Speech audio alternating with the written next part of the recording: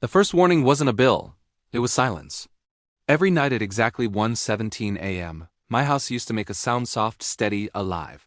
The gentle rhythm of my solar system doing its work. When that sound changed, my chest tightened. Something was wrong, and I knew it before any meter confirmed it. I live just outside a gated HOA community that prides itself on perfection. Trim hedges, white fences.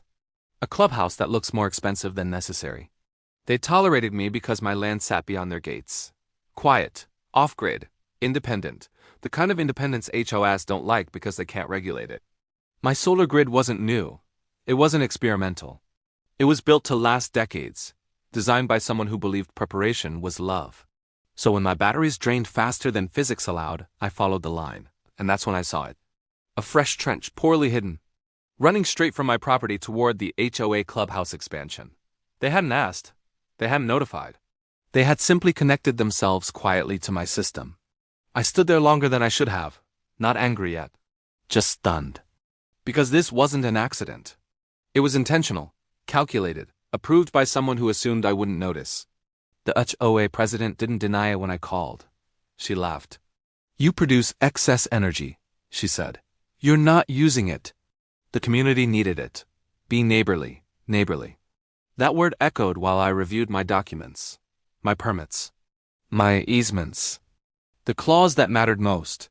My system was classified as a protected private utility, untouchable without written consent.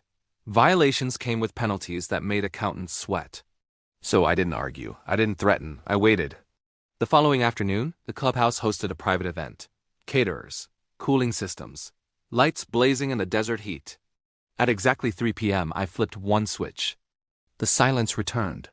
Inside the gates, panic replaced champagne. Air conditioning failed. Backup generators refused to sync. The new wing designed to impress became uninhabitable in minutes. My phone rang, then rang again. By sunset, the HOA board was at my door. Different tone, different faces. They spoke about misunderstandings, temporary solutions, shared benefit. I showed them the footage, the trench, the bypass, the stress logs on my system. I let the numbers speak. I let the law sit heavy in the room. By morning, lawyers replaced smiles. The agreement they signed wasn't short or cheap. They'd paid to repair my land, paid for an independent inspection, paid ongoing fees to access power they once tried to take. The clubhouse lights came back on days later. Mine never went out again. Some people think power comes from wires. They're wrong.